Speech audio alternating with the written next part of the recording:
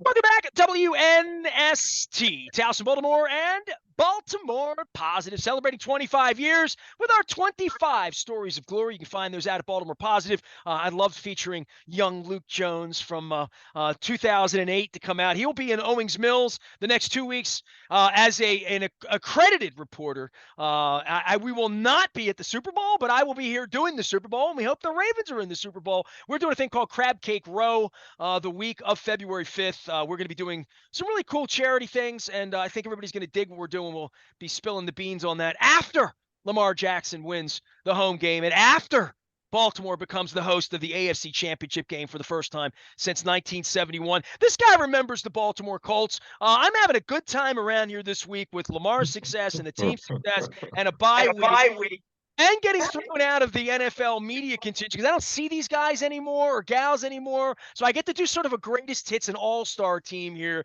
as the Ravens have bye week. Jason Cole is one of my all-time favorites. I am wearing my Curio Wellness I'm a Blunt Person shirt. I don't know that they stole it from you, but it was always your Twitter handle that you were a blunt person. I love your West Coasty, East Coasty football coverage, and and I love reading your work, man. And you have a book, you have a new gig, but we have the best team in football. And I remember 11 years ago, you gave me a chapter title in Dancing on the Edge of Chaos. I tell you what, expectations are through the roof here, Jason Cole, and they're expecting a third Festivus here with Lamar Jackson in a couple of weeks. Reasonable expectation. Look, do I think they're the best team in the league overall week to week? Yes. Do I think the margin is as great as, say, the 49ers victory in Santa Clara showed? No. I think they're much closer to the team that struggled to beat the Los Angeles Rams in overtime. And so they're a little bit up and down. Um, but if you're talking about week in, week out, who do you like the best to play the most consistent football and who has a chance to play dominant football at a given time? It's the Ravens, and with the 49ers close behind. Um, I thought that the game against the 49ers was an outlier. Like, you just don't get that many games between two really good teams where one has five turnovers and the other one has zero, right? And when you do have a five turnover to zero margin, the game does get out of hand, right? That happens in the NFL. I think if those teams were to play again, um, that wouldn't be how it played out. I'm not saying the Ravens wouldn't win. I'm just saying it wouldn't play out as lopsided as it did the first time around. But as you look forward, yeah, best team in the AFC to get with a chance to get to the Super Bowl, and this is the best version of Lamar Jackson I think I've ever seen. Well, I'm plugging away with my guest here this week, and Aaron Schatz is coming on a little later on. And so if you hear it in whatever order around here at AM 1570, but his DVOA numbers and the last 20 years of analytics and different things. My analytics are that I watched him play 17 games, and Luke tweeted on Saturday when they were behind by more than one score for the first time all year in a game where they weren't trying in game 17.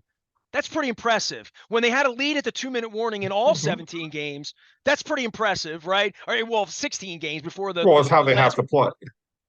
Look, if you're going to win a championship with Lamar Jackson, don't ask him to have to make a ton of throws from behind. It's just like with San Francisco with Brock Purdy. And I'm not saying that they're equal players, but their limitations are that they're not suited to play from behind because they're not overwhelming physical talents, right? They're not Patrick Mahomes in the ability to throw the ball. Lamar Jackson is a great athlete. He's a better athlete than we're talking about because of his ability to avoid contact. But again, is he a tight window thrower? I still don't know if he's a tight window thrower on 3rd and 8, 3rd and 9. What I do know is that Baltimore hasn't had to do that very much this season because they have had leads with 2 minutes left in the game. They've never been behind by 2 scores this season. Their defense is so consistent that they're keeping themselves in normal game situations. And that's what you want to do with a quarterback who's not the greatest pure thrower, but is a better thrower than he was in year one and year two. Like he's improved progressively as a thrower, so you can play a more normal offense. You just can't. I don't know yet if they can play from down 10 in the fourth quarter with Lamar Jackson as their quarterback, but they haven't had to. So great, it's you've had the perfect recipe for success with Lamar Jackson as your quarterback. That's the way that the Baltimore Ravens should run their team. There's been some indictment of Eric DeCosta around here in draft classes with Ozzie leaving and they haven't won playoff games and how you put the team together. And Earl Thomas, I mean, there are a couple PU moments. Brashad Perryman, some of the guys they've drafted. I mean, Bateman didn't work. The wide receiver thing over and over and over again here. Going back to Flacco, who's now got some guys who can catch the ball. And we'll get to him in a couple of minutes. We'll do a whole segment on him dancing on the edge of his chaos. But in regard to DeCosta and in regard to the fact that the Steelers have kept their thing together, the Belichicks have kept their thing together. For a period of time, Peyton had that going in New Orleans, where when you keep the administration together 15 years and you keep scouts together and you keep people together, and it's not a constant maneuvering of who's making key decisions with personnel and with all $250 million of salary cap money every year and leaving debts and leaving desperation behind in some cases, many cases. They've been stable. And now Eric really over the last 2-3 years, drafting, but more than that, the decision to go after Roquan Smith and put a heart transplant into the defense in the middle of the season, and then everything went wrong for their health last year, and how that's benefited them, how it motivated Patrick Queen somehow because he's going to go get paid elsewhere, solidifying the middle for Matabike, and then they draft Kyle Hamilton, who is this Swiss Army knife.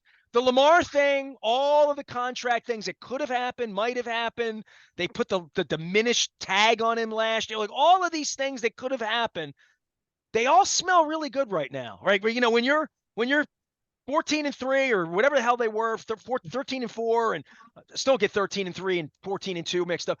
But when they're where they are right now, you look at the totality of this and say they've had good fortune, decent health, other than Mark Andrews and Dobbins, but this has been a pretty well-constructed roster that they're not going to be able to maintain, right? I mean, they're going to be losing guys the minute that the season ends, no matter what.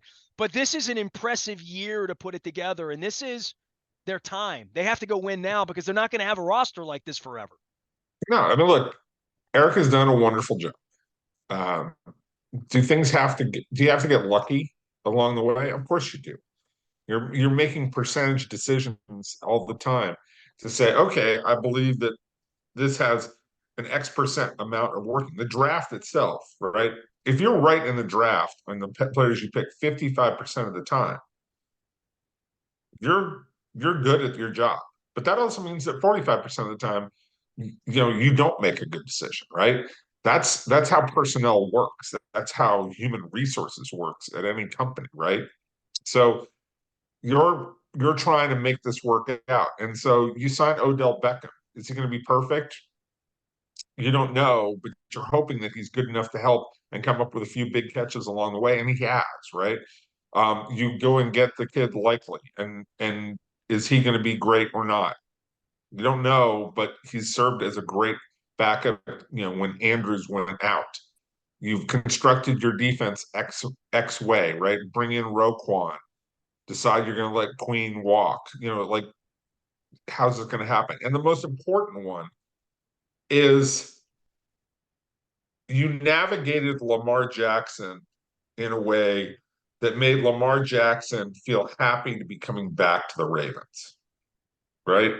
Because that could have gotten really ugly and was sitting on the edge of getting really ugly a couple of times when Lamar made accusations that the organization put out numbers, right?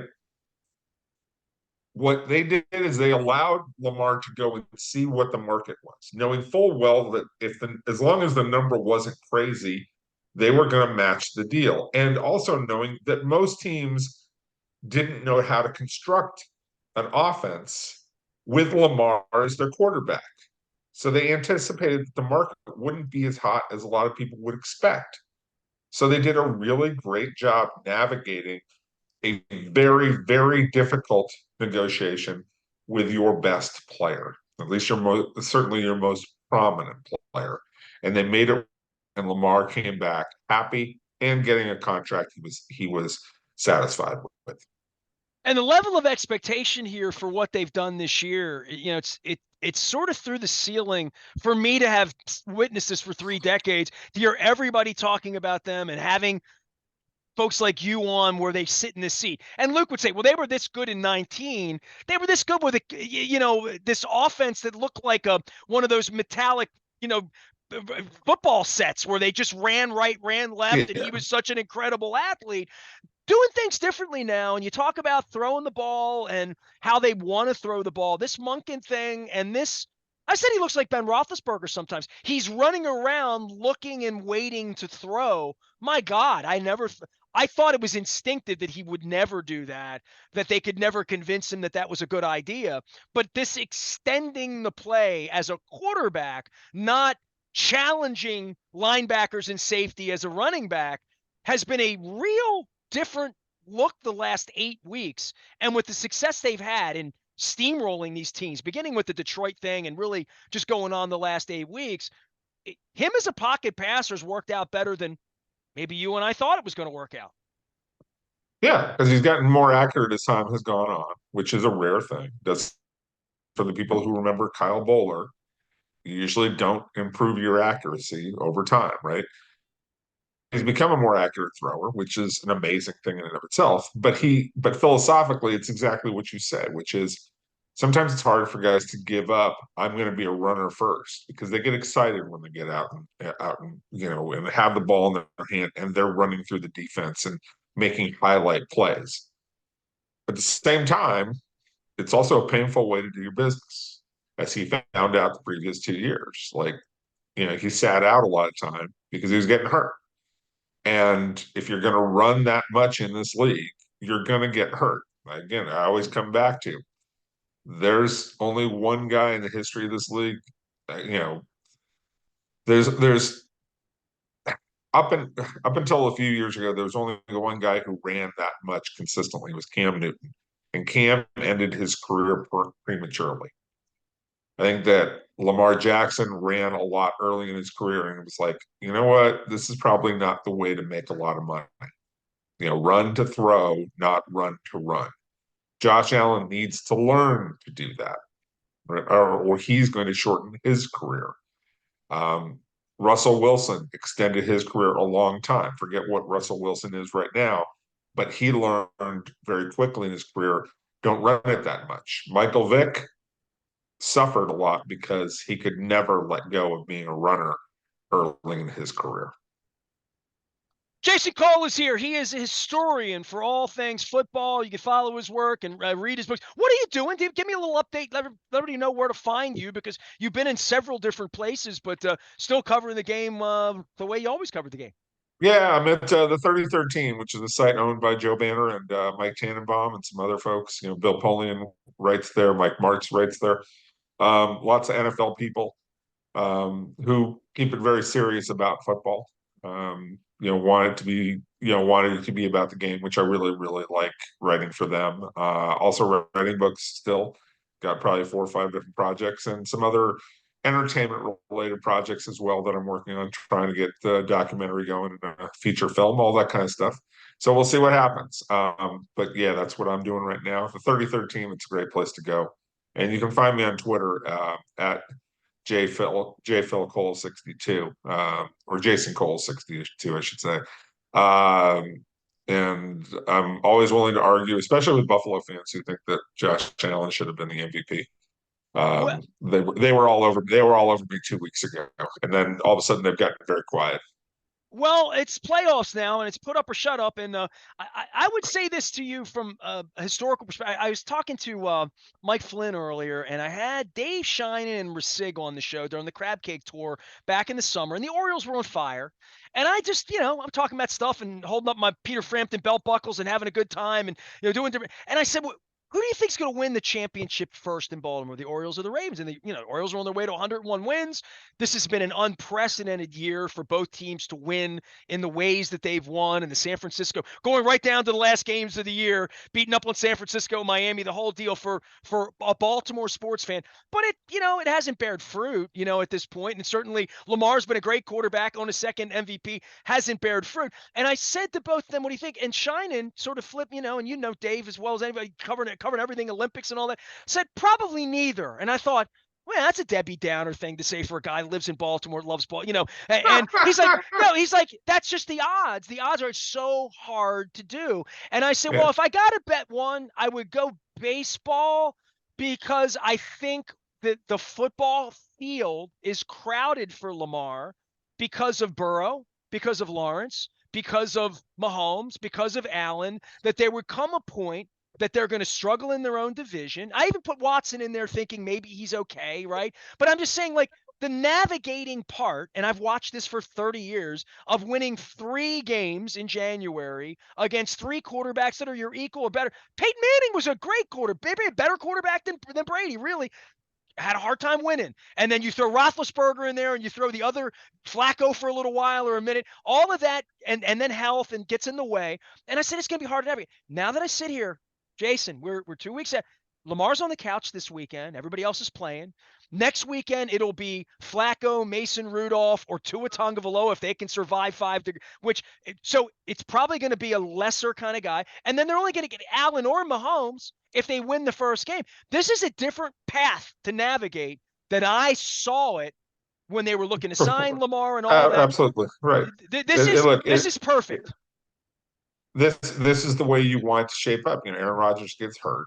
Mahomes, the offense around him is not as good. All those things that you're talking about. Cleveland, they're going through, through one quarterback after another. They land on Flacco. Yes, this is the setup, not just for Baltimore and how they have played this season, but it's the setup for what's around them to get for the best chance, the best opportunity for the Ravens to win a title.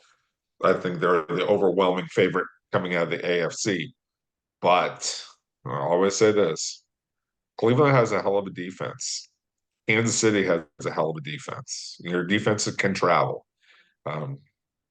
Those two teams are troubling. And Buffalo, as much as their Josh Allen is erratic with the ball and creates some problems, they do have a heck of a roster. So there's still 3 other teams out there that if you tell me they went into Baltimore and they won, I would not be shocked. On the NFC side, I don't think there's a single team that I see going into San Francisco and winning.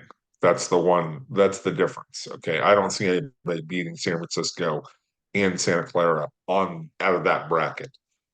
In the AOC bracket, there are still 3. I see 3 capable teams. Lynch has done. I mean, they've done a hell of a job out there, right?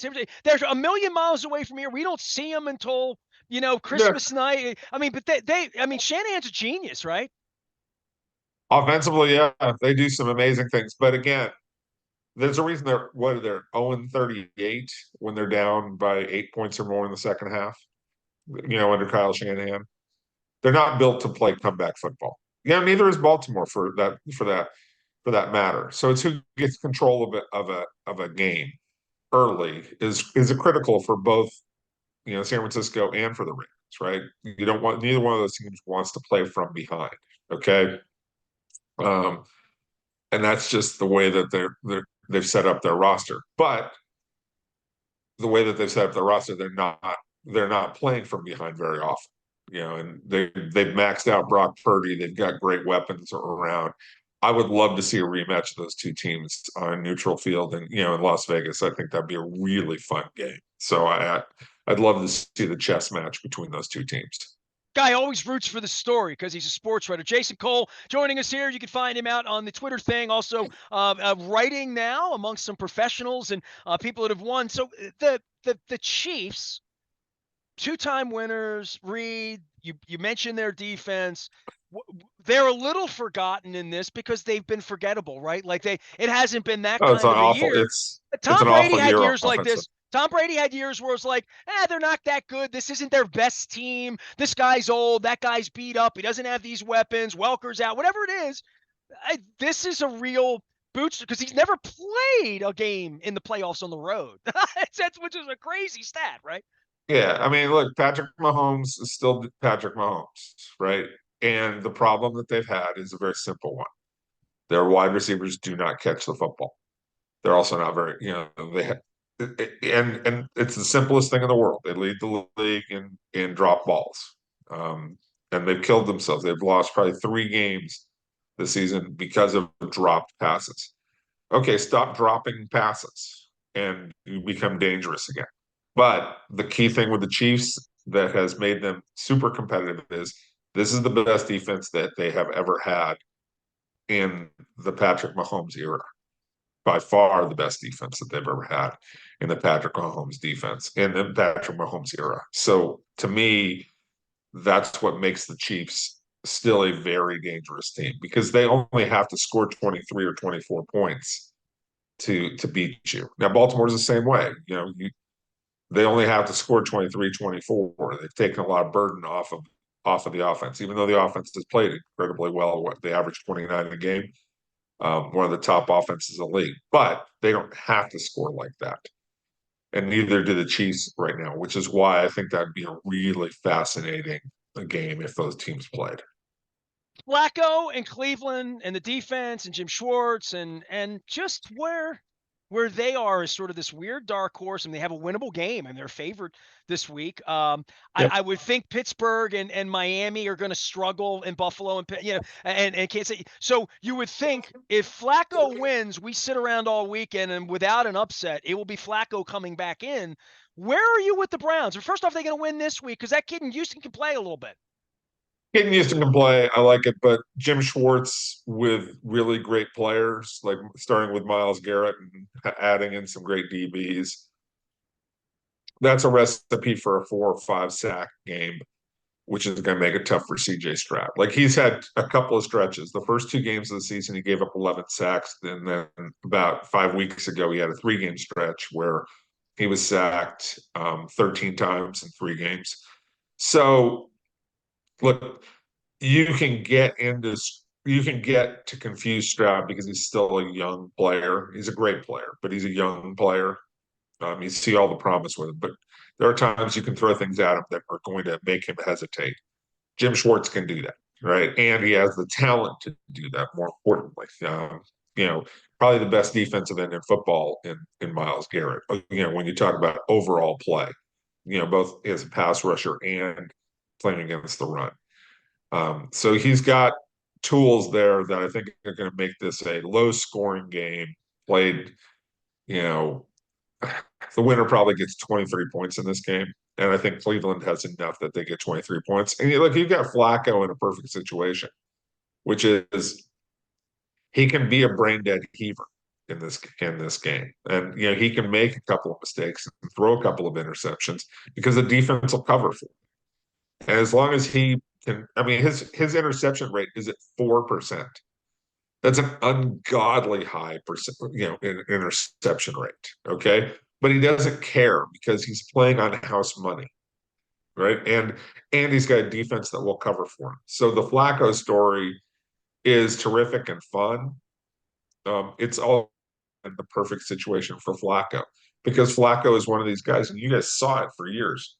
Like throw anything you want at him. Hit him 18,000 times in a game. That's what Pittsburgh would do every single time. He's going to get up and he's going to sling it again, and he's going to live with the results one way or the other. He was never a guy who was going to get uptight. He was never a guy who was going to lose focus on what he was trying to get done. Okay. Things were not going to bother Joe Flacco in an open way, right? The only thing he was going to really ever fight for and be, like take a stand on was, look, I think I'm worth this amount of money. You better pay me. And that's what he made the Baltimore Ravens do when he went out and won that Super Bowl. They had to pay him at that point in time. So to me, this is set up perfectly for Flacco. Cleveland goes into Houston, they probably win, and that's a dangerous game between Cleveland and Baltimore because it is a slugfest. It is a classic AFC North game with 2 great defenses going at it. I think that Lamar is a little more than Cleveland can handle, but Look, Cleveland beat them earlier this season with a big comeback victory. So Cleveland feels like they can win that game. Is that Tahoe behind you? That is Big Sur. That's Big Sur. I, You're I looking. couldn't. I couldn't. I couldn't tell. It looked like Yeah, a this lake. this It's is an out my ocean. back. That's This is fine. my back window. Didn't you know this is my back window? Yeah, Hey, man. I'm living large. Rosebud. It's just like Rosebud. There he is. I gotta get a little Citizen Kane in there for everybody. He is Citizen. That's a little south of Big Sur. Big Sur.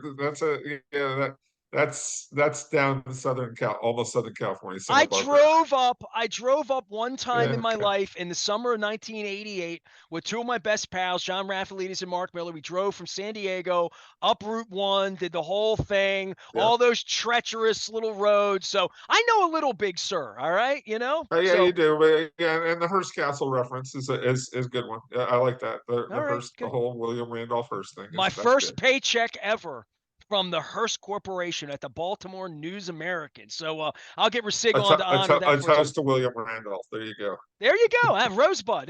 Flacco is all I'm going to say to Jason Cole. Joe Flacco, Lamar Jackson, Patrick Mahomes, Josh Allen, they'll be on the tongue. Luke's out in Owings Mills. We had a little bit of a bye week going on here this week. If you hear Jason next week, it's all good. We're at Baltimore Positive. We're doing Crab Cake Row beginning February 5th. It's all brought to you by the Maryland Lottery in conjunction with Window Nation and our friends at Jiffy Lube Multicare. Lots of football ahead, lots of fun. It's Festivus for the rest of us. I'm Nestor. We are WNST, AM 1570, Towson, Baltimore. We never stop talking Baltimore Positive.